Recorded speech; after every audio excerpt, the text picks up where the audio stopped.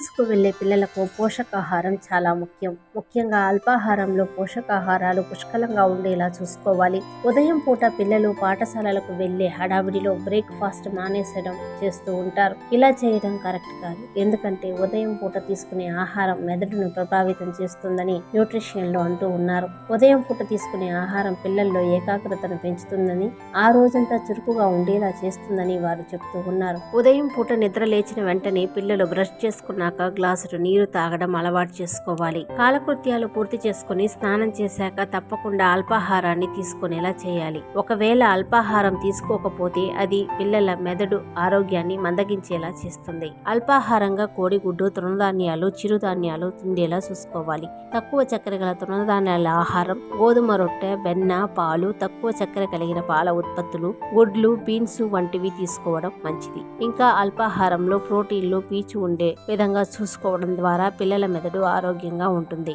తద్వారా వారిలో ఏకాగ్రత పెంపొందుతుంది.